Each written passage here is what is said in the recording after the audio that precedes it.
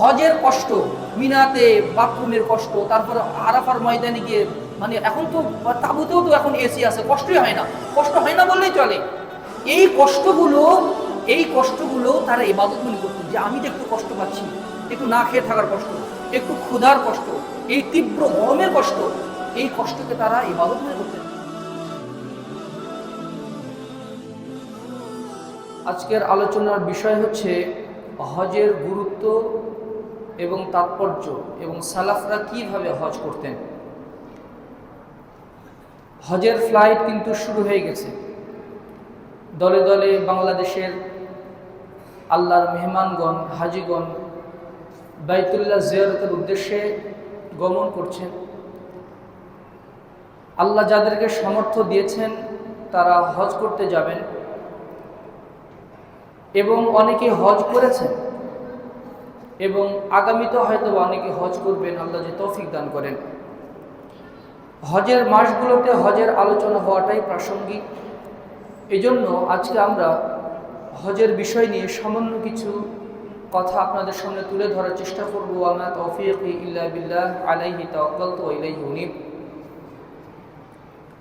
সম্মানিত মুসলিমবৃন্দ, সম্মানিতা মা ভগ্নীগণ, ইসলামের যে 5টি রুকুন আছে তার মধ্যে অন্যতম রুকুন হচ্ছে হজ। রাসূলুল্লাহ সাল্লাল্লাহু আলাইহি ওয়াসাল্লাম বলেছেন, বুনিয়াল ইসলাম আলা খামসিন, ইসলাম 5টি স্তম্ভের উপরে দণ্ডায়মান। তার মধ্যে প্রথম হচ্ছে শাহাদাতে আল্লা ইলাহা ইল্লাল্লাহ ওয়া আন্না মুহাম্মাদুর রাসূলুল্লাহ। প্রথম হচ্ছে আল্লাহর তাওহীদের ঘোষণা দেওয়া, আল্লাহ ছাড়া সত্য কোনো মাবুদ নেই, মুহাম্মদ সাল্লাল্লাহু আলাইহি ওয়াসাল্লাম তার বান্দা এবং তার রাসূল, এই মর্মে সাক্ষ্য দেওয়া, ঘোষণা দেওয়া। 2, সালাত প্রতিষ্ঠা করা, সালাত আদায় করা। 3, যাকাত প্রদান করা। 4, হজ করা। এবং 5, রমাদান মাসে সিয়াম পালন করা। আল্লাহ তাআলা পবিত্র কোরআনে বলেছেন, ওয়ালিল্লাহি আলান নাসি হিজ্জুল বাইতি মান ইসতাতাআ ইলাইহি সাবিলা, আল্লাহর ঘরে যাওয়ার জন্য যার সামর্থ্য আছে তার জন্য, আল্লাহর জন্য হজ করা ফরজ। তার প্রতি আল্লাহর জন্য হজ করা তার উপরে ফরজ করা হয়েছে। কিন্তু এই হজটা যত ভারী ইবাদত, এই হজটা যত তাৎপর্যমণ্ডিত ইবাদত, আমরা অধিকাংশ হাজী সাহেবগণ এই হজের তাৎপর্য আমরা সঠিকভাবে উপলব্ধি করতে পারি না। রাসূলুল্লাহ সাল্লাল্লাহু আলাইহি ওয়াসাল্লাম, তার সাহাবায়ে কেরাম এবং তাবেঈন, মহামতি ইমামগণ যেইভাবে গুরুত্বের সাথে হজ পালন করতেন, আর আমাদের হজ রাত দিন তফাৎ। ওমর রাদিয়াল্লাহু আনহু খেলাফতকালে বলা হলো, এইবার হাজী সাহেব অনেক বেশি, আর রুকুব কাসীর, এবার হাজী সাহেব, এবার হজ যাত্রা অনেক বেশি। ওমর রাদিয়াল্লাহু আনহু বললেন, আর রুকুব কাসীর ওয়াল হজ্জ কালীল, মাথা গুনতিতে অনেকেই দেখা যাচ্ছে, কিন্তু হজ কবুল হবে তো সামান্য লোকের, সামান্য কয়েকজন মানুষের হজ কবুল হবে। অর্থাৎ বাইতুল্লাহতে গেলেই, হজে গেলেই যে তার হজ কবুল হবে এমনটা কিন্তু না। আল্লাহ তাআলা বলছেন, ওয়াতিমুল হজ্জ ওয়াল উমরাতা লিল্লাহ, তোমরা আল্লাহর জন্যই হজ এবং উমরা করো। আল্লাহ তাআলা এই আয়াতের ব্যাখ্যাতে সালাফগণ বলেছেন যে আল্লাহ তাআলার জন্যই, লিল্লাহ, আল্লাহর জন্যই। আল্লাহ সালাতের উপরে বলেনি আকিমুস সালাতা লিল্লাহ, তোমরা আল্লাহর জন্য সালাত আদায় করো।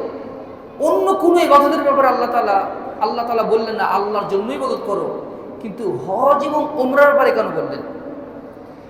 এর অন্যতম এবং প্রধান কারণ হচ্ছে, হজ এবং উমরাতে রিয়া বা সুমআ, লোক দেখানোর যে সুযোগ তৈরি হয়, লোক দেখানোর যে প্রবণতা তৈরি হয়, অন্য ইবাদতে লোক দেখানো ইবাদতের প্রবণতা আসে না।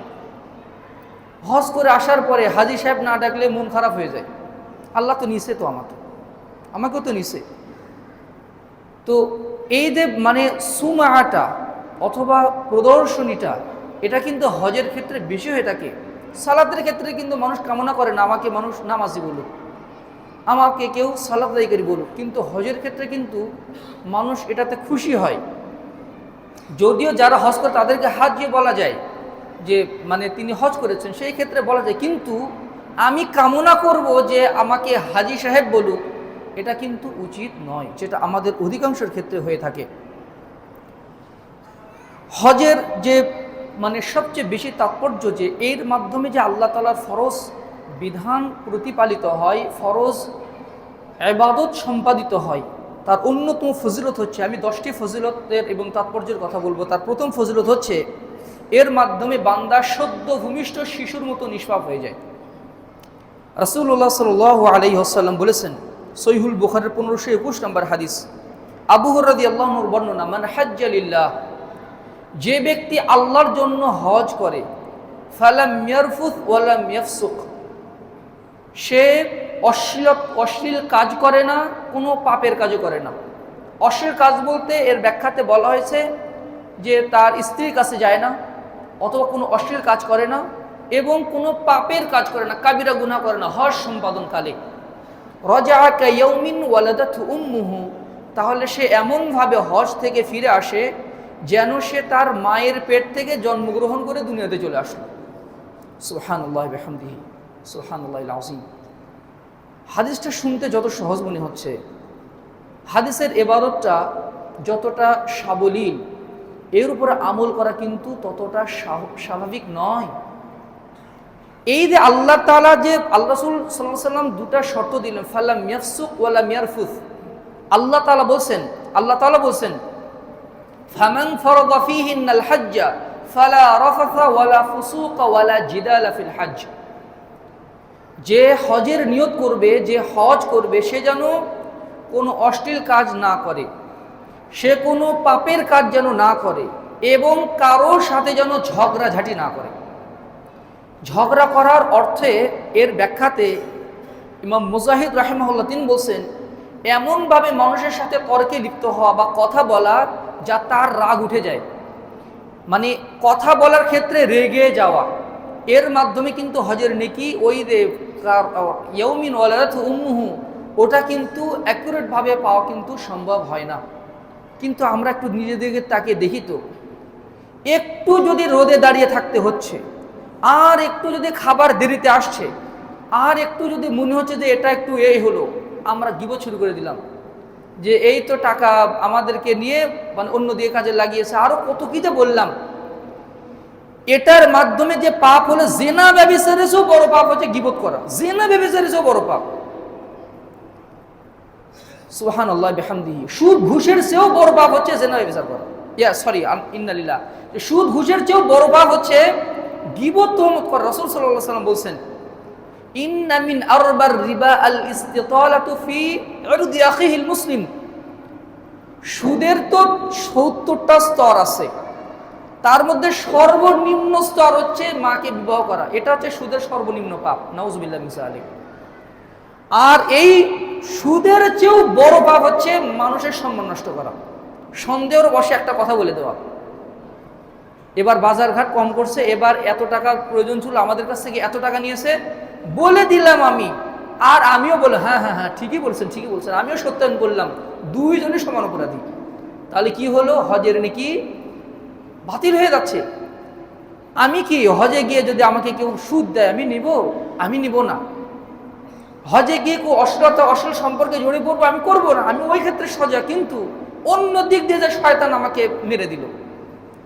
আর এক একজন হাজী সাহেবের সাথে তো হাজার হাজার শয়তান কাজ করে, তার হজ কিভাবে নষ্ট করা যায়, সে যেন এই ফজিলতটা যেন কখনোই না পায়, যে ইয়াউমিন ওয়ালাদাতহু উম্মুহু, এমনভাবে ফিরে আসবে যেন সে মায়ের পেট থেকে জন্মগ্রহণ করে চলে আসলো দুনিয়াতে। শয়তান কখনোই চায় না আমি আপনি হজ করে এইভাবে ফিরে আসি, আর এটা হয়েও যায়। তাই অধিকাংশ হাজী সাহেব হজ ওই আরাফার মাঠে রেখে চলে আসে। এমনকি আমি তো মানে শুনেছি, এমনও বলছে, এখন কিছু বললাম না, আগে দেশে যাই তারপরে তোমাকে দেখে নিব। মানে ওখানে গিয়েও ফাপড় নেয় যে মানে আমি একজন আই এম সামথিং, আমি সমাজের একজন মান্যগণ্য লোক। তো এই বিষয়গুলো যদি আমরা স্কিপ করতে না পারি, যদি আমরা এগুলো বাদ দিতে না পারি তাহলে হজের নেকি অর্জন করা সম্ভব হয় না। কিন্তু যারা এইভাবে হজ করতে পারে, আল্লাহ রাসূল সাল্লাল্লাহু আলাইহি ওয়াসাল্লাম বলছেন আল হাজ্জু ইয়াহদিউ মা কানা ক্বাবলাহা, হজ করলে পূর্বের যত সাগীরা গুনাহ কাবীরা গুনাহ আছে সব আল্লাহ ক্ষমা করে দেন। সুবহানাল্লাহ বিহামদিহি সুবহানাল্লাহিল আযীম। ইমাম মালিক রাহিমাহুল্লাহ যখন তিনি ইহরাম বাঁধতেন, ইহরাম যখন বাঁধতেন কেউ তার সাথে কথা বলার সাহস পেত না, কেউ কথা বলার সাহস পেত না, কারণ তিনি এমন জিকির আজকার মশগুল থাকতেন, মানে কেউ যে তার সাথে একটু গল্প করবে, তার কাছে কিছু জানতে চাইবে, এই সুযোগটা তার হতো না। ইহরাম খোলার পরে তিনি স্বাভাবিক হয়ে যেতেন, এত সিরিয়াস মুডে থাকতেন তিনি। সুবহানাল্লাহ বিহামদিহি। সাহাবায়ে কেরাম যেভাবে হজ করতেন ওইভাবে যদি আমরা হজ করতে পারতাম তাহলে আমরা এর নেকিগুলো পূর্ণভাবে আদায় করতে পারতাম। 2 নম্বর হচ্ছে হজের প্রথম ফজিলত হচ্ছে আল্লাহ তাআলা এই পাপ হজের মাধ্যমে আল্লাহ তাআলা বান্দার পূর্বের পাপগুলোকে ক্ষমা করে দেন। আপনি কল্পনা করতে পারেন কেউ যদি একনিষ্ঠতার সাথে হজ করতে পারে, নিয়ত খালেস করে যদি হজ করতে পারে, 70 বছর বয়সের একজন লোক একদম তার নাতনি যে কোলের বাচ্চা, যার কোনো পাপ নাই, ওই ছোট্ট বাচ্চার মতো সে নিষ্পাপ হতে পারে। সুবহানাল্লাহ বিহামদিহি সুবহানাল্লাহিল আযীম। আল্লাহ তাআলা এই সৌভাগ্য কিন্তু হজেই দিয়েছেন। তবে হ্যাঁ, সালাতেও এই নেকিটা আছে। রাসূলুল্লাহ সাল্লাল্লাহু আলাইহি ওয়াসাল্লাম বলেছেন মান তাওয়াদ্দাআ ফাহসান ওযুআহু ফায়াকুমু ফি সালাতিহি ফায়াফহামু মা ইয়াকুলু ফীহিমা ইল্লা ইন ফাতালা কায়াউমিন ওয়ালাদাতহু উম্মুহু। কেউ যদি এইভাবে হজ করে, কেউ যদি এইভাবে অজু করলো, সুন্দর করে অজু করলো, সালাতে দাঁড়িয়ে গেল এবং সালাতের ভিতরে সব দোয়া বুঝে বুঝে পড়লো, রাজাআ কায়াউমিন ওয়ালাদাতহু উম্মুহু ইল্লা ইন ফাতালা কায়াউমিন ওয়ালাদাতহু উম্মুহু, তাহলে সে এমনভাবে সালাতটা শেষ করে যেন সে তার মায়ের পেট থেকে জন্মগ্রহণ করলো। তবে it's easy to say but difficult to do. আমি সালাত আদায় করলাম, সালাতের ভিতরে কোনো দুনিয়াবি আমার চিন্তাতেও আসলো না, এইভাবে সালাত আদায় করা খুবই সহজ কাজ না, খুবই কঠিন কাজ। এইভাবে যদি কেউ কাজ করতে সালাত আদায় করতে পারে তাহলে তিনিও সদ্য ভূমিষ্ঠ শিশুর মতো নিষ্পাপ হতে পারেন। সম্মানিত সুধীমণ্ডলী, 2 নম্বর উপকারিতা হচ্ছে হজে গিয়ে হাজী সাহেবরা যখন আল্লাহর মেহমানগণ যখন তালবিয়া পাঠ করেন, তার তালবিয়ার সাথে সাথে আকাশ জমিনের সব কিছু তাদের সাথে তালবিয়া পাঠ করে, লাব্বাইক আল্লাহুম্মা লাব্বাইক লাব্বাইক লা শারীকা লাকা লাব্বাইক ইন্নাল হামদা ওয়ান নি'মাতা লাকা ওয়াল মুলক লা শারীকা লাক। রাসূলুল্লাহ সাল্লাল্লাহু আলাইহি ওয়াসাল্লাম বলেছেন মা মিন মুসলিমিন ইউলাব্বি ইল্লা লাব্বা মিন আন ইয়ামিনিহি ওয়া আন শিমালিহি মিন হাজারিন আও শাজারিন আও মাদারিন। কোন হাজী সাহেব কোনো বান্দা যখন তালবিয়া পাঠ করে, ইহরাম বাঁধার পরে যখন তালবিয়া পাঠ করে, তখন তার ডান পাশের বাম পাশের যত পাথর আছে, গাছ আছে, মাটি আছে, সবাই তালবিয়া পাঠ করা শুরু করে দেয়। হাত্তা তানকাতিআল আরদু মিন হাহুনা ওয়া হাহুনা, এমনকি এখান থেকে ওখান পর্যন্ত, অর্থাৎ সারা পৃথিবী তখন তালবিয়া পাঠে ব্যস্ত হয়ে পড়ে। সুবহানাল্লাহ বিহামদিহি সুবহানাল্লাহিল আযীম। আপনি যখন জেদ্দা এয়ারপোর্টে নেমে যখন আপনি এই ধূসর একদম নিরস পরিবেশ, আপনি যখন তালবিয়া পাঠ করতে যাবেন আর এই হাদিসটা যদি আপনার মাথার ভিতরে থাকে, দেখবেন যে আপনার চোখ দিয়ে এমনিতেই পানি চলে আসবে যে আমি এই বাসে করে অথবা গাড়িতে করে যাচ্ছি, এই যে এই পাহাড়গুলো, এই রাস্তা, এই গাছগাছালি, তারাও আমার সাথে তালবিয়া পাঠ করছে। সুবহানাল্লাহ বিহামদিহি সুবহানাল্লাহিল আযীম। আলী ইবনুল হুসাইন রাহিমাহুল্লাহ তিনি যখন ইহরাম বাঁধার পরে তালবিয়া পাঠ করতেন, তালবিয়া পাঠ করার সময় তিনি একদম অজ্ঞান হয়ে গিয়েছিলেন, তালবিয়া পাঠই করতে পারছেন না। তখন তাকে বলা হলো আপনার এই অবস্থা হচ্ছে কেন? তখন তিনি বলছেন আমি তো তালবিয়া পাঠ করার চেষ্টা করছি, কিন্তু আল্লাহ যদি আমাকে বলে দেয় লা লাব্বাইকা ওয়ালা সাদাইক, তোমার তালবিয়া গ্রহণ করা হবে না, এই ভয়ে তিনি তালবিয়া পাঠ করতে গিয়ে তিনি অজ্ঞান হয়ে পড়ছেন। কল্পনা করা যায়? সুবহানাল্লাহ বিহামদিহি সুবহানাল্লাহিল আযীম। রাসূলুল্লাহ সাল্লাল্লাহু আলাইহি সাল্লামের সাহাবায়ে কেরাম এমনভাবে তালবিয়া পাঠ করতেন, ঝুরে ঝুরে তালবিয়া পাঠ করতেন, এমনকি বর্ণিত হচ্ছে রওহা নামক এলাকায় আসছে তাদের গলা ভেঙে যেত তালবিয়া পাঠ করার অবস্থা, তালবিয়া পাঠ করতে করতে তাদের গলা ভেঙে যেত। সুবহানাল্লাহ বিহামদিহি। ইমাম কাজী শুরাইহ রাহিমাহুল্লাহ যখন তিনি ইহরাম বাঁধতেন, তিনি হয়ে যেতেন একদম কাআন্নাহু হাইয়াতুন সাম্মা, বোবা বধির সাপের মতো হয়ে যাচ্ছেন। সামনে কি হচ্ছে পিছনে কি হচ্ছে কোনোই মানে তার টেনশন নাই। একদম শান্ত শিষ্ট একজন মানুষের মতো তিনি অনবরত তালবিয়া পাঠ করে আছেন। গরম লাগলো নাকি এসি একটু কম হয়ে গেল, নাকি খাবার ক্ষুধা আছে কি না আছে, কোনো তার অভিযোগ নেই। আর তারা তো, আমরা তো এখন এসিতে মানে চলাফেরা করি, এসি বাসে, বিমানে এসি, তারপরে গাড়িতে এসি, হোটেলে এসি, সব জায়গাতেই এসি। আর তারা তো পায়ে হেঁটে সফর করতেন, উটের পিঠে সওয়ারি হয়ে তারা সফর করতেন। একবার কল্পনা করুন, হোটেল থেকে বাইতুল্লাহতে আসা পর্যন্ত আমরা চশমা লাগাই মানে চোখে যেন না, তারপরে ছাতা গ্রহণ করি, একটু খালি মানে কোনো মতে চলে যাওয়ার পর আবার হারামে গিয়ে আবার এসি, হারামে গিয়েও এসি। এই যে আমরা এতদের সত্ত্বেও আমরা ইবাদতের ওই আকর্ষণটা ধরে রাখতে পারছি না, অথচ তারা এই কঠিন রৌদ্রের মধ্যে পিপাসার্ত অবস্থায় সালাতে কখনো গাফলাতি করতেন না। তারা তালবিয়া পাঠ করতেন এমনভাবে যেন তারা আল্লাহর সামনে উপস্থিত হওয়ার একটা মানে বাসনা, একটা মানে অনুভূতি তারা হৃদয়ের ভিতরে জাগিয়ে তুলতেন। সুবহানাল্লাহি ওয়া বিহামদিহি সুবহানাল্লাহিল আযীম। একজন খোরাসান থেকে মানে এই বাইতুল্লাহর প্রতি তাদের যে কি আকর্ষণ ছিল, বাইতুল্লাহর প্রতি যে তাদের কি আকর্ষণ ছিল, খোরাসান থেকে একজন মহিলা হজ করতেছে, ইহরাম বাঁধার পর থেকে শুধু ছটফট করছেন কখন তিনি মক্কায় পৌঁছাবেন। শুধু বলছেন আইনা বাইতু রব্বি, আমার রবের ঘরটা কোথায়, আমার রবের ঘরটা কোথায়। তখন তো বলছে একটু সবুর করেন, একটু আরেকটু যাওয়ার পরে আপনি বাইতুল্লাহ আল্লাহর ঘর দেখতে পাবেন। যখন কাবা চত্বরে যখন মসজিদুল হারাম চত্বরে গিয়েছে, শুধু অস্থির হয়ে জিজ্ঞাসা করছে আমার রবের ঘরটা কোথায়, একটু দেখে তো আমার রবের ঘরটা কোথায়। একদম মসজিদের হারামে গিয়ে তাকে বলা হলো ওই তো এটাই হচ্ছে আপনার রবের ঘর। সে একদম মানে প্রবল আগ্রহ নিয়ে একদম দৌড়ে গিয়ে কাবা ঘরের একদম নিজের গলাটা ঠেকে দিয়ে হাউমাউ করে কান্নাকাটি শুরু করে দিলেন এবং আল্লাহকে অনবরত দোয়া করতে থাকলেন। সে দীর্ঘ দিনের যে তৃষ্ণা আল্লাহর ঘরকে দেখার, আল্লাহর ঘরকে ছুঁয়ে দেখার, ওই আশা যেন তার নিবারিত হয়েছে এবং ওখানে কাঁদতে কাঁদতে এই মহিলাটা ওখানেই ইন্তেকাল করেছে। সুবহানাল্লাহি ওয়া বিহামদিহি সুবহানাল্লাহিল আযীম। এই কাবা ঘরের প্রতি যে মনের যে একটা টান, মনের যে একটা আবেগ কাজ করে, খালি চোখে যখন কাবার দিকে তাকিয়ে দেখা যায়, মানে মনের একটা যেন একটা ওই এক অদৃশ্য একটা মায়া কাজ করে, একটা সুতার বন্ধনে যেন নিজের হৃদয়টা কাবা ঘরের সাথে আটকে যায়। সুবহানাল্লাহি ওয়া বিহামদিহি। এই জন্য তো রাসূল সাল্লাল্লাহু আলাইহি সাল্লাম জন্মভূমি ছেড়ে যখন মদিনাতে যাচ্ছিলেন তখন তিনি বারবার ফিরে ফিরে তাকাচ্ছিলেন। সুবহানাল্লাহি ওয়া বিহামদিহি। এখনো পর্যন্ত বিশ্বের যত মুসলিম কাবা ঘর স্বচক্ষে দেখেছে এবং পুনর্বার ওই ঘর দেখার তার আগ্রহ জন্মেনি এমন কোন মুসলিম থাকতে পারে না যার পুনরায় আল্লাহর ঘরকে দেখার জন্য তার তৃষ্ণা জাগেনি। সুবহানাল্লাহি ওয়া বিহামদিহি সুবহানাল্লাহিল আযীম। এই হজ এমন একটা ইবাদত হিসেবে আল্লাহ তাআলা নির্ধারণ করেছেন যার মাধ্যমে বান্দার মানে দারিদ্রতা দূরীভূত হয়, তার পাপও দূরীভূত হয়।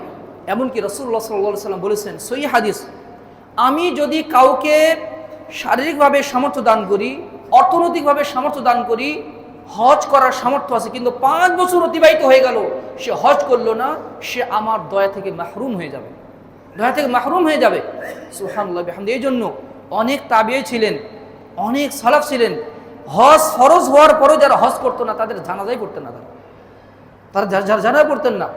আর আমি আপনি মনে করছি ব্যবসাটা আর একটু গুছিয়ে নেই, তারপরে এটা করি সেটা করি, তারপরে একদম শেষ বয়সে গিয়ে হজ করে জীবনের সবগুলো পাপ ক্ষমা করে নিয়ে আসবো, এটা যেন আমরা করতে না যাই, এটা যেন আমরা করতে না যাই। আল্লাহ তাআলা আমাদের তৌফিক দান করুন। রাসূলুল্লাহ সাল্লাল্লাহু আলাইহি ওয়াসাল্লাম বলেছেন তাবিউ বাইনাল হজ্জ ওয়াল উমরাতি ফাইন্নাহা ইয়ানফিয়ানিল ফাকর ওয়াজ যুনুবা কামা ইয়ানফিল কিরু খাবাসাল হাদিদি ওয়াজ যাহাবি ওয়া লাইসা লিল হজ্জাতিল মাবরুরাতি সাওয়াবুন ইল্লাল জান্নাহ। রাওয়াহু তিরমিজি। সুনানে তিরমিজির 810 নম্বর হাদিস। রাসূলুল্লাহ সাল্লাল্লাহু আলাইহি ওয়াসাল্লাম বলেছেন তোমরা হজ এবং উমরা পাশাপাশি করো, উমরার পরে হজ করে ফেলো। অর্থাৎ উমরা এবং হজ একসাথে করাটা হচ্ছে হজ্জে তামাত্তু, যেটা আমরা বাংলাদেশে অধিকাংশ হাজী সাহেবরা হজ্জে তামাত্তুই করি। হানাফি মাযহাবে হজ্জে কিরানটা উত্তম, কিন্তু আহলে হাদিসদের কাছে সালাফিদের মতে আর এটাই রাসূল সাল্লাল্লাহু আলাইহি সাল্লামের আদর্শের মাধ্যমে এবং কোরআনেরও নির্দেশ ওয়াতিমুল হজ্জ ওয়াল উমরাতা লিল্লাহ, হজ্জের তামাত্তু উত্তম, অর্থাৎ প্রথমে আগে ওমরা করা, ওই ওমরার সাথে সাথে হজ করে ফেলা। আল্লাহ রাসূল সাল্লাল্লাহু আলাইহি ওয়াসাল্লাম বলছেন তোমরা হজ এবং ওমরা একসাথে করো, ফাইন্নাহুমা ইয়ানফিয়ানি, কেননা এই দুটি মানে এই হজ এবং ওমরা যদি কেউ করে তাহলে তার মানে শরীর থেকে, তার জীবন থেকে পাপগুলো এইভাবে ঝরে যায়, যেমনভাবে আগুনে পুড়ালে লোহা এবং সোনা থেকে যেমন ময়লা দূরভূত হয়ে যায়, ওইভাবে আল্লাহ তাআলা বান্দাকে ক্ষমা করে ফেলেন, তার ভিতর থেকে ময়লা দূরভূত হয়ে যায়। এমনকি এর মাধ্যমে আল্লাহ তাআলা তার মানে দারিদ্রতাও দূরভূত করে দেন। সুবহানাল্লাহি বিহামদিহি সুবহানাল্লাহিল আযীম। দারিদ্রতা বিমোচনের অন্যতম একটি উপায় হচ্ছে হজ করা, দারিদ্রতা বিমোচনের। সুবহানাল্লাহি বিহামদিহি। অনেক সালাফ ছিলেন, এই জন্য তারা হজ কখনো বাদ দিতেন না, হজ বাদ দিতেন না। সুফিয়ান ইবনে উয়াইনা রাহিমাহুল্লাহ, তিনি ৭০ বার হজ করেছেন তার জীবনে, ৭০ বার হজ করেছেন।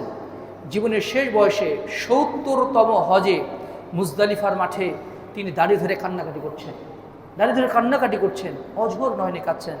তখন তাকে গিয়ে বলা হলো, আচ্ছা আপনি কাঁদছেন কেন? তখন তিনি বলেছেন যে আমি ৭০ বছর যাবৎ আমি আল্লাহর কাছে দোয়া করছি, আল্লাহ তুমি আবার এই ঘরে আমাকে নিয়ে আসো, আল্লাহ তুমি আবার আমাকে হজে নিয়ে আসো, কিন্তু এইবার আমি আল্লাহকে বলতে লজ্জা পাচ্ছি, আল্লাহকে বলতে আমি লজ্জা পাচ্ছি, কেন যেন এই দোয়াটা আমার ভিতর থেকে আর আসছে না যে আল্লাহ আপনি আমাকে আবার এই ময়দানে নিয়ে আসবেন। আর সেই বছরে তিনি ইন্তেকাল করেছেন। সাঈদ ইবনে মুসাইয়িব রাহিমাহুল্লাহ 40 বারের মতো তিনি হজ করেছেন। অনেক সাহাবে, অনেক মানে তাবিদের যুগে মানে জীবনে মানে 40 বারের বেশি হজ করেছেন, কেউ 70-80 বার পর্যন্ত হজ করেছেন। আল্লাহ তাআলা তাদেরকে তৌফিক দিয়েছেন। সুবহানাল্লাহি বিহামদিহি। এই জন্য যাদের সামর্থ্য আছে বারবার আল্লাহর ঘরের জিয়ারতে যাওয়া দরকার। এর মাধ্যমে তার ব্যবসায়ী সফলতা আসবে। এটা শুধু একটা মানে পিকনিকের মতো না, অথবা এটা একটা শুধু গেলাম, একটু খাওয়া দাওয়া করলাম, একটু ঘোরাফেরা করলাম, সেলফি তুললাম, একটু মানে ফেসবুকে লাইভে আসলাম, এগুলো করতে গেলে তাহলে ওই হজের মাধ্যমে তার দারিদ্রতাও দূর হবে না, এই হজের মাধ্যমে তার পাপও দূরীভূত হবে না। অধিকাংশ ক্ষেত্রে আমাদের হয় কি যে হজে গেলাম, বিমানে উঠে একটা সেলফি, আলহামদুলিল্লাহ হজে যাচ্ছি সবাই দোয়া করবেন, আবার এহরাম পরিহিত অবস্থায় আরেকটা সেলফি, আরেকটা মানে একটা গ্রুপ ফটো তুলে আবার ফেসবুকে আপলোড করলাম, আলহামদুলিল্লাহ মানে তাওয়াফ ডান, তাওয়াফ হয়ে গেল। এরপর মাসাআতে গিয়ে ওখানেও একটু জমজমের পানি নিয়ে একটু সেলফি তুলছি, কাবা ঘরকে পিছনে নিয়ে সেলফি তুলছি। What is this? আমরা কি মানুষকে দেখানোর জন্য হজে গেছি, নাকি আমি আল্লাহকে দেখানোর জন্য হজে গেছি, আল্লাহকে সন্তুষ্ট করার জন্য হজে গেছি? তাওয়াফ তো ইটসেলফ একটা ইবাদত। তাওয়াফ করা মানে আপনি সালাতের মধ্যে আছেন, ওই সময় শুধু একদম প্রয়োজনীয় কথা বলে, একদম যেটা না বললেই নয়, এটা স্যার কোনো কথা বলা উচিত নয়। অথচ সেখানে আমরা গল্প করছি, সেলফি তুলছি, আবার ভিডিও কল করছি বাসাতে, দেশে। এগুলো যেন আমরা করতে না যাই, হজের নেকি কিন্তু পাওয়া যাবে না, হজের নেকি পাওয়া যাবে না। ওমর রাদিয়াল্লাহু আনহু যখন তাওয়াফ করতেন, একদম মাথা নিচু করে দিয়ে একদম একদম বিভোর হয়ে তিনি মানে তাওয়াফ করতেন। সাহাবদের মানে জীবনে এটাই মানে ছিল যে তারা তাওয়াফ করতেন এবং এটাকে এমন নেকির কাজ মনে করতেন, এবং এটাকে তারা আল্লাহর সামনে তারা উপস্থিত, ফেরেশতারা যেভাবে আল্লাহর সামনে উপস্থিত থাকে ওইভাবে তারা নিজেরা যেন আল্লাহর সামনে হাজির হয়েছে। সুবহানাল্লাহি বিহামদিহি। এই কাবা ঘরের উপরে হচ্ছে আল্লাহর আরশ অবস্থিত, আল্লাহর আরশ অবস্থিত। সুতরাং আমি আল্লাহকে একদম কাবাকে বাম পাশে রেখে, বলা হয়ে থাকে যে মানুষের মানে হাড়টা বাম দিকে অবস্থিত, এই জন্য কাবাকে বাম দিকে রেখে তাওয়াফ করতে হয়, যেন হাড়টা বেশি কাবার দিকে থাকে। আল্লাহর সামনে হাজির হওয়ার মানে উপস্থিতি নিয়ে কিন্তু এটা করতে হয়। এখানে আবার বেদাতি ব্যক্তি আবার চোখে পড়ার মতো, একজন বলছে আল্লাহুম্মা ঈমানান বিকা, মানে একজন পড়তেছে আর সমস্বরে সবাই পড়তেছে ভিতর থেকে, এটা কিন্তু বেদাত। আর এটা কিন্তু হয়ে থাকে বাংলাদেশে অনেক আলেম ওলামার দিক গিয়ে দেখি এই রকম করে তার কাফেলার লোক পিছনে আসে, সে কিতাব সামনে নিয়ে সে মানে কি বলে সম্মিলিতভাবে ওখানেও এটা করছে, আবার মাসাতে গিয়েও এটা করছেন। এটা কিন্তু করা উচিত নয়, এটা কিন্তু করা উচিত নয়। অনেকেই এটা করে থাকেন। সুতরাং আমরা যখন যাব, কেউ আল্লাহ যাদেরকে তৌফিক দান করবেন, যে একদম নিজের একান্ত মনে আল্লাহর সামনে নিজেকে হাজিরা দিয়ে যেন আমরা তাওয়াফ করতে পারি, আল্লাহ তাআলা আমাদেরকে সেই তৌফিক দান করুন, আল্লাহুম্মা আমিন। হজ হচ্ছে অন্যতম পৃথিবীর শ্রেষ্ঠ ইবাদত। রাসূলুল্লাহ সাল্লাল্লাহু আলাইহি ওয়াসাল্লামকে মা আয়েশা সিদ্দিকা রাদিয়াল্লাহু আনহা জিজ্ঞাসা করলেন, হে আল্লাহর রাসূল, এই যে মানে এটা এমন একটি ইবাদত যার মাধ্যমে জিহাদের নেকি পাওয়া যায়, জিহাদের নেকি পাওয়া যায়। এখন যদি আপনি যদি বলা হয় যে জিহাদ করব, এখন কিন্তু জিহাদের সশস্ত্র জিহাদের কিন্তু ক্ষেত্র নাই বললেই চলে। মা আয়েশা সিদ্দিকা রাদিয়াল্লাহু আনহা একদিন রাসূল সাল্লাল্লাহু আলাইহি ওয়াসাল্লামকে বললেন, ইয়া রাসূলুল্লাহ, আলা নাগজু ওয়া নুজাহিদু মাআকুম, হে আল্লাহর রাসূল, আমি কি আপনাদের সাথে জিহাদে যাব না? আমাদেরকে তো জিহাদ করতে মন চায়, আমরাও আপনাদের সাথে জিহাদে যেতে চাই। তখন রাসূলুল্লাহ সাল্লাল্লাহু আলাইহি ওয়াসাল্লাম বললেন, লাকুন্না আহসানুল জিহাদি ওয়া আজমালুহু আল হাজ্জু হাজ্জুন মাবরুর, তোমাদের জন্য এর চেয়ে উত্তম হজ আছে, তোমাদের চেয়েও সুন্দর হজ আছে, উত্তম জিহাদ আছে, এর চেয়ে উত্তম জিহাদ আছে, আর সেটাই হচ্ছে হাজ্জুন মাবরুর, মাবরুর হজ, কবুল হজ। কবুল হজ কিন্তু আল্লাহর সবার নসিবে জোটান না, কবুল হজ কিন্তু সবার নসিবে জোটে না। রাসূলুল্লাহ সাল্লাল্লাহু, তখন মা আয়েশা সিদ্দিকা রাদিয়াল্লাহু আনহা বলছেন, ফালা আদউল হাজ্জা বা'দা ইদ সামি'তু হাযা মিন রাসূলিল্লাহি সাল্লাল্লাহু আলাইহি ওয়াসাল্লাম, রাসূলুল্লাহ সাল্লাল্লাহু আলাইহি ওয়াসাল্লামের কাছ থেকে এই কথা শোনার পর থেকে আমি আর কখনোই জীবনে হজ ত্যাগ করিনি, জীবনে কখনোই আর হজ ছাড়িনি। সুবহানাল্লাহ বিহামদিহি সুবহানাল্লাহিল আযীম। রাসূলুল্লাহ সাল্লাল্লাহু আলাইহি ওয়াসাল্লাম বলেন, জিহাদুল কাবীরি ওয়াস সগীরি ওয়াদ দাঈফি ওয়াল মারআতি আল হজ্জ ওয়াল উমরাতু, যারা বৃদ্ধ, যারা দুর্বল, যারা ছোট, তাদের জন্য জিহাদ হচ্ছে হজ এবং উমরা, তাদের জন্য জিহাদ হচ্ছে হজ এবং উমরা। এর মাধ্যমে আল্লাহ রাসূল সাল্লাল্লাহু আলাইহি ওয়াসাল্লাম ঘোষণা দিয়েছেন জিহাদের নেকি বান্দা পেয়ে যায়। কারণ হজ করতে গেলে, উমরা করতে গেলে শারীরিক একটা কষ্ট আসে, একদম ভিড়ের মধ্যে মানে সহ্য করতে হয়। জামরাতে পাথর নিক্ষেপ করতে গিয়ে আগে তো অনেক মানুষ মারা যেত, এখন তো মানে কয়েকতলা করে দিয়ে এখন কিছুটা সহজ হয়েছে। হিশাম ইবনে উরওয়া রাহিমাহুল্লাহ, তিনি বৃদ্ধ বয়সে ভিড়ের মধ্যে তিনি পাথর মারতে যাবেন জামরাতে। তখন তাকে বলা হলো একটু ধৈর্য ধারণ করে, আপনি বৃদ্ধ মানুষ, এই ভিড়ের মধ্যে আপনার আসার দরকার নেই। তখন তিনি বলছেন, কেন আমি আসবো না? আল্লাহ তাআলা তো এই ভিড়ের মাধ্যমেই আমার ধৈর্যের পরীক্ষা দিচ্ছেন, আমি কেন ধৈর্যের পরীক্ষা দিব না? সুবহানাল্লাহ বিহামদিহি সুবহানাল্লাহিল আযীম। এই কষ্টকে তারা ইবাদত মনে করতেন। হজের কষ্ট, মিনাতে বাথরুমের কষ্ট, তারপর আরাফার ময়দানে গিয়ে এখন তো তাঁবুতেও তো এখন এসি আছে, কষ্টই হয় না, কষ্ট হয় না বললেই চলে। এই কষ্টগুলো তারা ইবাদত মনে করতেন, যে আমি যে একটু কষ্ট পাচ্ছি, একটু না খেয়ে থাকার কষ্ট, একটু ক্ষুধার কষ্ট, এই তীব্র গরমের কষ্ট, এই কষ্টকে তারা ইবাদত মনে করতেন।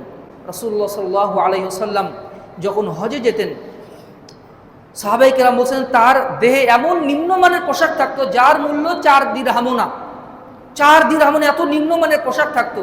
নিম্নমানের জিন পরিহিত উটের উপরে তিনি আল্লাহর কাছে 2 হাত তুলে দোয়া করতেন, আল্লাহুম্মা হাজ্জাতুন লা রিয়াআন ফিহি ওয়ালা সুমআ, আল্লাহ আমাকে এমন হজ নসিব করুন। রাসূল সাল্লাল্লাহু আলাইহি ওয়াসাল্লাম দোয়া করতেন আল্লাহর কাছে, আল্লাহ রাসূল হজে গিয়ে আল্লাহর কাছে দোয়া করছেন, আল্লাহ আমাকে এমন হজ নসিব করুন যে হজে কোনো রিয়া নেই, যে হজে কোনো সুমআ নেই, যে যশ খ্যাতি, আমাকে হাজী সাহেব বলবে, আমাকে মানুষ বলবে যে কত সুন্দর করে হজ করেছে, এই খ্যাতি নেই, আমাকে আল্লাহ এই হজটা আপনি নসিব করুন। সুবহানাল্লাহ বিহামদিহি। আব্দুল্লাহ ইবনে উমর রাদিয়াল্লাহু আনহু একবার হজে গেছেন, হজে গিয়ে দেখছেন যে মানুষ লোকারণ্য। তখন তাকে বলা হলো যে মাশাআল্লাহ, এইবার তো অনেক হাজি এসেছেন। তখন আব্দুল্লাহ ইবনে উমর রাদিয়াল্লাহু আনহু আক্ষেপ করে বললেন, না, যাদেরকে তুমি উপস্থিত দেখতে পাচ্ছ আল্লাহ সবারই হজ কবুল করেছেন এমনটা তুমি মনে করো না। আল্লাহ রাসূল সাল্লাল্লাহু আলাইহি ওয়াসাল্লাম একদম জীর্ণ শীর্ণ, একদম নগণ্য মনে করে ঘর্মাক্ত হয়ে একদম সাধারণ কাপড় পরিহিত অবস্থায় আল্লাহর সামনে হাজিরা দিয়েছেন। তিনি একদম কৃষ্ণকায় লোক, একদম গায়ে একটা নিম্নমানের পোশাক, নিম্নমানের একটা উটে চড়ে চলে যাচ্ছে। তখন ইবনে উমর রাদিয়াল্লাহু আনহু তার দিকে ইশারা করে বললেন, এর হজটা কবুল হতে পারে, এর হজটা কবুল হতে পারে। আর বাকিদের ব্যাপারে তিনি কিছুই বললেন না। সুফিয়ান রাহিমাহুল্লাহ তিনি বলছেন, আল্লাহ তাআলা কত বান্দাকে যে বলবেন লা লাব্বাইকা ওয়ালা সাদাইক, তোমার উপস্থিতির দরকার নেই, তোমার এই তালবিয়ারও দরকার নেই। আপনি কেন এই কথা বললেন? কার ব্যাপারে আল্লাহ তাআলা এই কথা বলবেন? যে ব্যক্তি সুন্দর কাপড় পরিধান করলো আর তার বাহরে উঠলো আর চুলটা আঁচড়ে নিয়ে একদম নিজেকে একদম কিছু মনে করলো, যে সে হজে যাচ্ছে, সে এমন কিছু হয়ে গেছে, তাহলে আল্লাহ তাআলা তাকে বলবেন লা লাব্বাইকা ওয়ালা সাদাইক, তোমার লাব্বাইকেরও দরকার নেই, তোমার সাদাইকেরও দরকার নেই। সুবহানাল্লাহ বিহামদিহি সুবহানাল্লাহিল আযীম। আমরা কিভাবে হজ করছি, কিভাবে হজ করছি? যারা হজে যাবেন তাদের প্রতি আমাদের পরামর্শ থাকবে, আরাফার ময়দানে হোক অথবা মসজিদুল হারামে হোক, একাকী কিছু সময় আপনি কাটাবেন, কারো সাথে নাই, আপনি একাকী আল্লাহর সামনে নিজের ইচ্ছা মতো করে আপনি দোয়া করবেন। ফুজাইল ইবনে ইয়াদ রাহিমাহুল্লাহ আরাফার ময়দানে এমনভাবে কান্নাকাটি করছেন যেন তার সন্তান মারা গেছে অথবা এমন কিছু হয়েছে, এইভাবে কান্নাকাটি করছেন। তখন তা গিয়ে বলা হলো যে আচ্ছা, আপনি এইভাবে কান্নাকাটি করছেন কেন? তখন তিনি বললেন, আমার আশঙ্কা হচ্ছে আল্লাহ যদি আমার হজ ফিরিয়ে দেয়, আল্লাহ যদি আমার হজ কবুল না করেন। সুবহানাল্লাহ বিহামদিহি। তারা হজ করার পরেও, এত কঠোর ইবাদতবন্দি করার পরেও, তারা এত সতর্কতার সাথে হজের রুকনগুলো সম্পাদন করার পরেও আশঙ্কা করতেন আল্লাহ যদি আমার হজকে ফিরিয়ে দেন, আল্লাহ যদি আমার হজকে যদি কবুল না করেন, এই আশঙ্কায় তারা কান্নাকাটি করতেন। সুফিয়ান সৌরি রাহিমাহুল্লাহ ওই হজের দিন কান্নাকাটি করছেন আরাফার ময়দানে। আব্দুল্লাহ ইবনে মুবারক রাহিমাহুল্লাহ বলছেন, তিনি এমনভাবে কান্নাকাটি করছেন, তার কান্না দেখে আমার নিজেরও কান্না চলে আসলো। আমি গিয়ে বললাম, আজকের দিনের সবচেয়ে হতভাগা ব্যক্তিকে? তখন তিনি বললেন, যে মনে করবে আল্লাহ আমাকে আজকে ক্ষমা করবেন না, ও হচ্ছে সবচেয়ে হতভাগা ব্যক্তি। আল্লাহ আরাফার ময়দানে বান্দাকে যত বেশি ক্ষমা করেন, যত বেশি জাহান্নামের আগুন থেকে আল্লাহ তাআলা বাঁচান, বছরে অন্য কোনো দিন আল্লাহ তাআলা বান্দাকে এত বেশি জাহান্নামের আগুন থেকে পরিত্রাণ দান করেন না।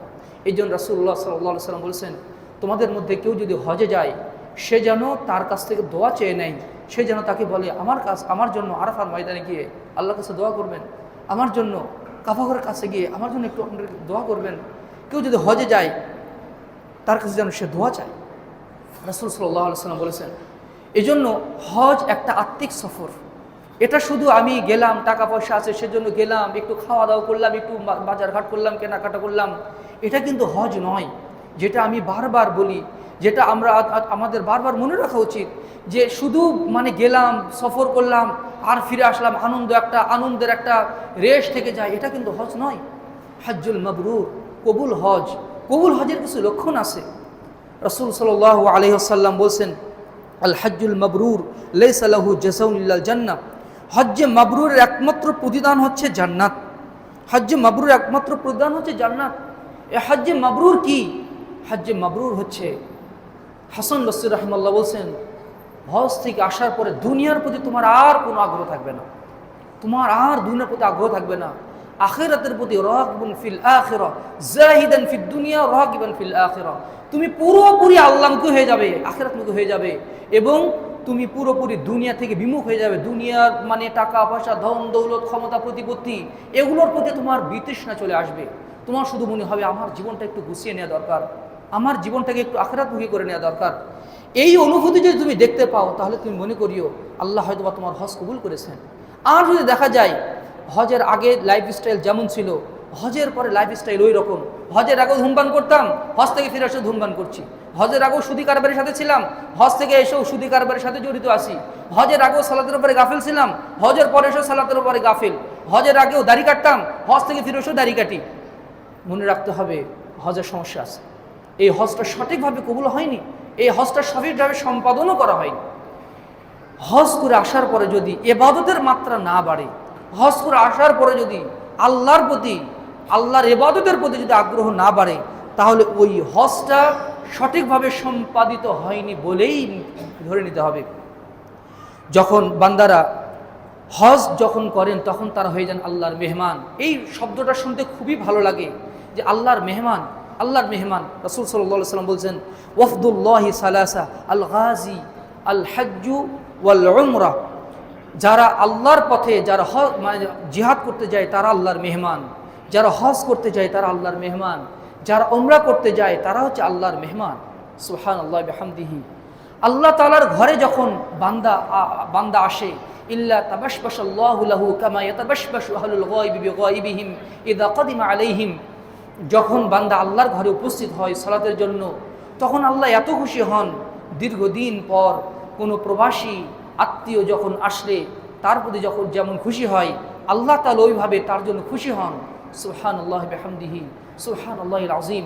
দীর্ঘদিন পরে আপনার ছেলে 10 বছর পরে বিদেশ থেকে ফিরে এসেছে, আপনি কি বলবেন? তুমি এখানে বসে থাকো, আমি অন্য বাজারে কাজ আছে।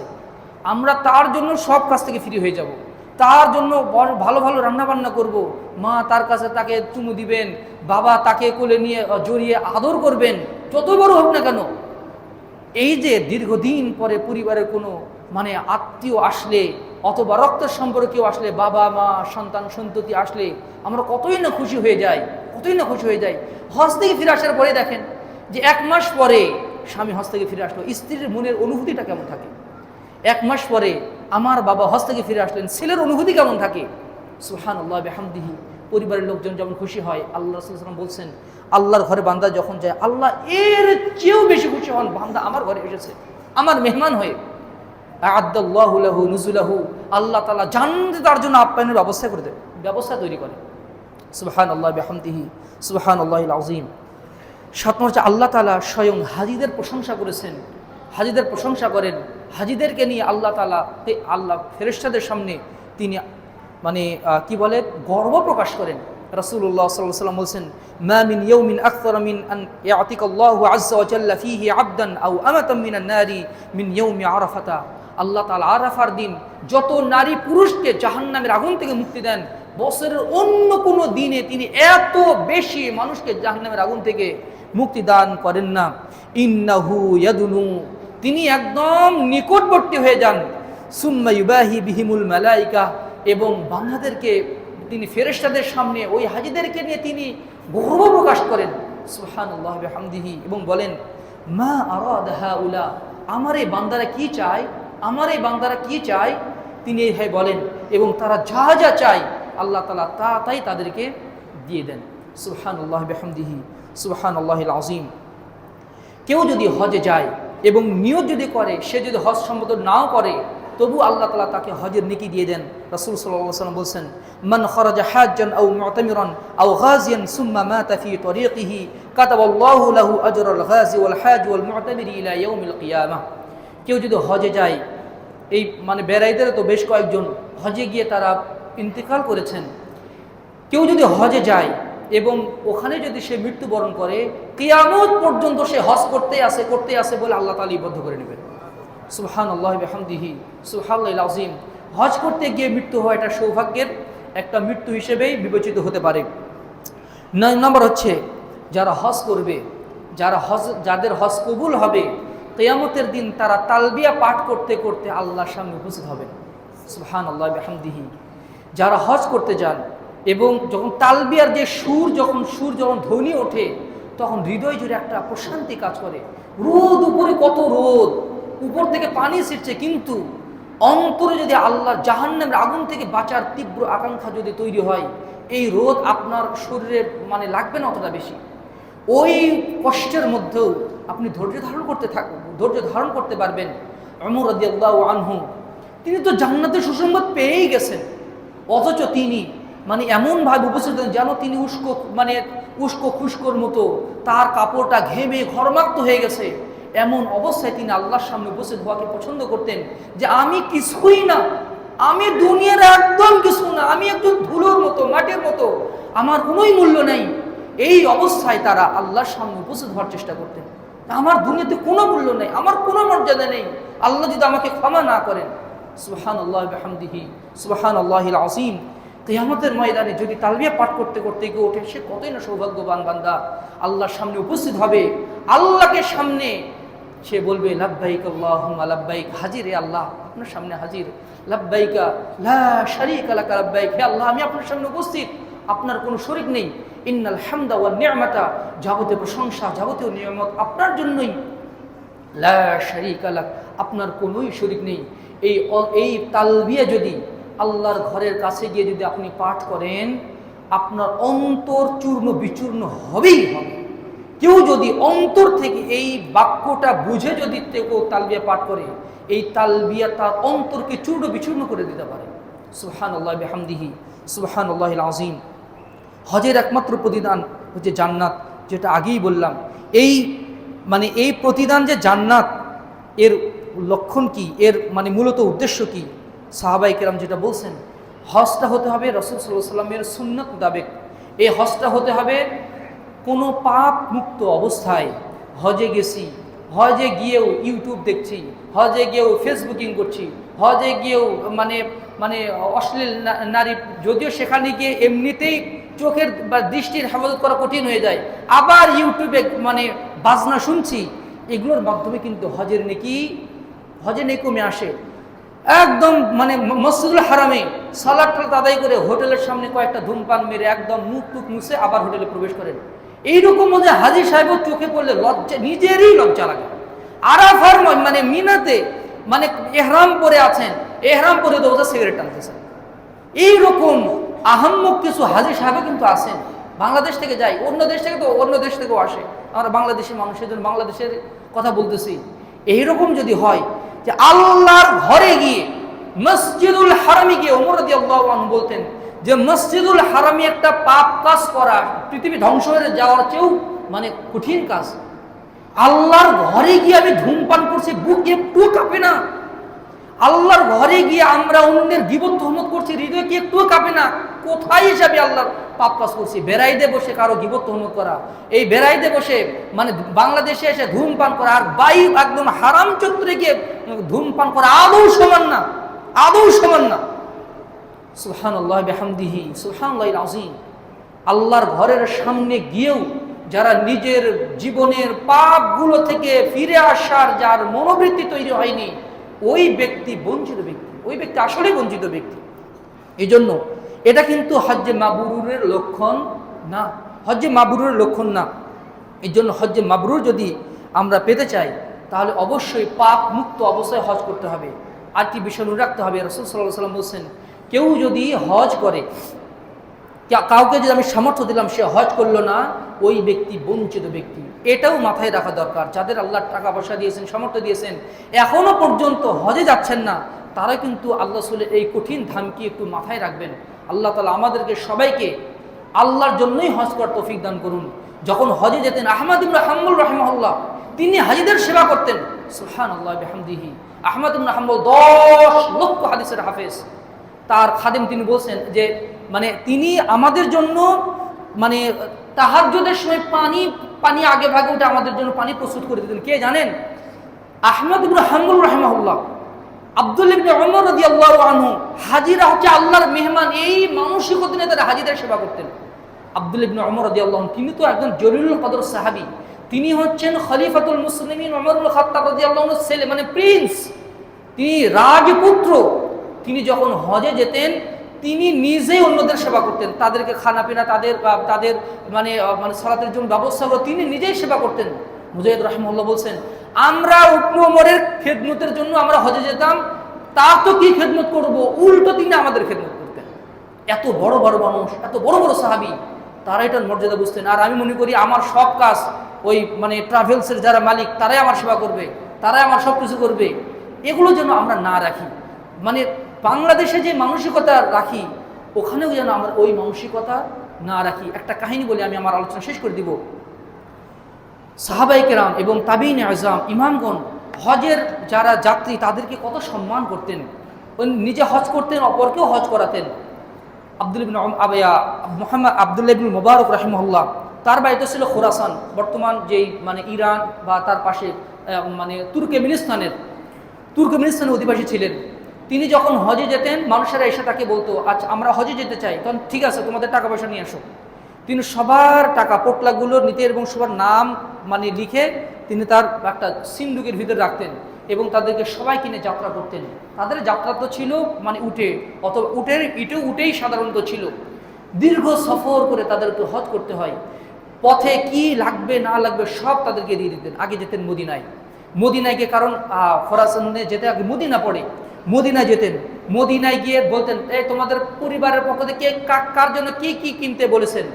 সবাই বলে আমার স্ত্রী এটা কিনতে বলেছেন, আমার সঙ্গে এটা নিতে বলেছেন। তাদেরকে সেটা কিনে দিতেন। কিনে দেওয়ার পরে তাদের জন্য মিষ্টান্নের ব্যবস্থা করতেন। এরপরে মদিনাতে কিছুদিন থেকে আবার মক্কার উদ্দেশ্যে রওনা দিতেন এবং মানে হজ করার পরে সবাইকে যার যা প্রয়োজন সবার খেদমত তো করতেন, তাদেরকে বাজার ঘাটও করে দিতেন। আব্দুল্লাহ ইবনে মুবারক রাহিমাহুল্লাহ, আল্লাহ তাআলা তাকে সেই সামর্থ্য দিয়েছিলেন। এবং হজ শেষে যখন খোরাসানে ফিরে আসতেন, ফিরে আসার পরে তিনি আবার সব হাজি সাহেবদের, তার সাথে যারা হজে গিয়েছিল সবাইকে আবার ডাকতেন, ডেকে একসাথে বসে তাদেরকে একদম ভুরিভোজ করে খাওয়াই দিতেন। তাদের বাসা কারো যদি সমস্যা ছিল দূরীভূত করে দিতেন, এবং যাওয়ার সময় ওই যে হজে যাওয়ার আগে যে টাকাগুলো তারা জমা দিয়েছিল ওগুলো আবার তাদেরকে ফিরে দিতেন। সুবহানাল্লাহ বিহামদিহি সুবহানাল্লাহিল আযীম। তারা এইভাবে হাজিদের সেবা করতেন। এই জন্য যাদের উপর হজ ফরজ হয়েছে তাদেরকে হজ করতে হবে। আপনার বাবা যার উপর হজ ফরজ হয়েছিল কিন্তু হজ না করেই মারা গেছেন, তিনি কিন্তু হজের জন্য আল্লাহর কাছে দায়বদ্ধ আছেন। সেজন্য কোনো পরহেজগার মানুষের মাধ্যমে যদি হজ করানো সম্ভব হয় তাহলে সেটা করে নেওয়া উচিত, নিজের বাবার জন্য অথবা কোনো আত্মীয়র জন্য, অথবা যদি আপনি পারেন তাহলে তার জন্য হজটা সম্পাদন করবেন। যদি আপনি মনে করেন আপনি সঠিকভাবে একনিষ্ঠতার সাথে এবং রাসূল সাল্লামের দিক নির্দেশন অনুযায়ী হজ করতে পারবেন তাহলে আপনি সেই হজটা সম্পাদন করে দিবেন। যারা মারা গেছে তারা যদি হজ না করে মারা যায়, এর জন্য তারা দায়বদ্ধ থাকেন, তাদের পক্ষ থেকেও হজ করিয়ে দেওয়া উচিত। মা হোক বাবা হোক, আল্লাহ তাআলা আমাদের সবাইকে একনিষ্ঠভাবে আল্লাহর জন্য হজ করার তৌফিক দান করুন। আল্লাহ তাআলা আমাদেরকে যদি এর পরেও যাওয়ার তৌফিক দান করেন, সেটা যেন রিয়া এবং সুমা মুক্ত হয়, রিয়া এবং সুমা মুক্ত হয়। আপনি যদি সালাফদের হজের কাহিনীগুলো যদি আপনি পড়েন, আপনার মনে হবে যারা হজে গিয়েছেন মনে হবে আমার হজ মনে কবুলই হয় না, এইরকমই মনে হবে। তারা কত চেষ্টা করতেন, কত পরিশ্রম করতেন ইবাদতের জন্য, কত কাকুতিমিনতিভাবে আর ইবাদতবন্দি করতেন। আমরা কত আরাম আয়েশে থাকার পরেও আল্লাহর ইবাদতে আমরা গাফলাতি করি। আল্লাহ তাআলা আমাদের সংশোধন হওয়ার তৌফিক দান করুন। আল্লাহুম্মা আমিন।